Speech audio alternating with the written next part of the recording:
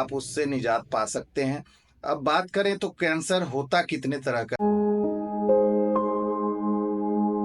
है। रियल में कैंसर बहुत सारे पार्ट में आपके किसी के बॉडी के किसी भी पार्ट में हो सकता है। कहीं भी इन्फेक्शन अगर पुराना हो जाए तो बुरी तरह आपके शरीर का सेल अगर सड़ जाए और एकदम इन्फेक्शियस हो जाए लास्ट स्टेज में, तो वो मैलिग्नेंट सेल बन के वहाँ पर कैंसर बना देता है। तो कैंसर का first stage, second stage, third stage and last stage, जो स्टेजेस होते हैं, उस स्टेज में प्राइमरी स्टेज और फर्स्ट और सेकंड स्टेज जो होता है वो अच्छा माना जाता है ट्रीटमेंट पॉइंट ऑफ व्यू से, अगर आप उसी समय जानकारी में आ गया कि आपको मैलिग्नेंसी है। बहुत से लोगों को शुरुआती दौर में पता नहीं चल पाता है कि मैलिग्नेंसी है।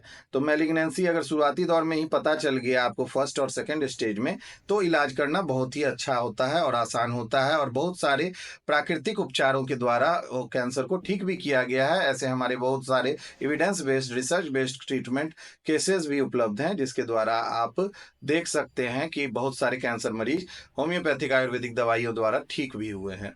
दोस्तों, मैं doctor Shivankar Kumar Gupta, Sharda homeopathic health care and research centre से आज आप लोगों को एक बात बता रहा हूं कि कैंसर की बीमारी में कभी भी अगर आपको कैंसर की बीमारी से आप पीड़ित हैं तो आपको शरीर में कमजोरी, दुर्बलता बहुत ज़्यादा हो जाती है, और धीरे धीरे बहुत रैपिडली आपका कैंसरस सेल डेवलप होता है और मल्टीप्लिकेशन बहुत तेज़ी से होती है।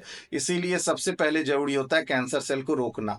अगर आप उसको रोकने के लिए कुछ उपाय करना चाहते हैं तो मैं आपको कुछ नुस्खा बता रहा हूँ। सबसे ज़रूरी होता है प्राकृतिक समाधान, और प्राकृतिक समाधान में सबसे बड़ी दवा अभी के समय में नीम है।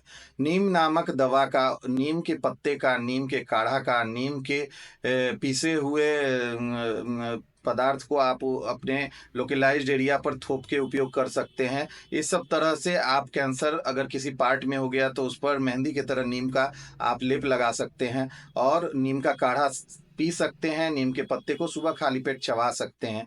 एलोवेरा का सेवन करें, एलोवेरा के जेल का सेवन करें, जूस का सेवन करें, आंवला का सेवन करें। कुछ इस तरह की जो प्राकृतिक चीज़ें हैं उसका सेवन आप रेगुलर करें।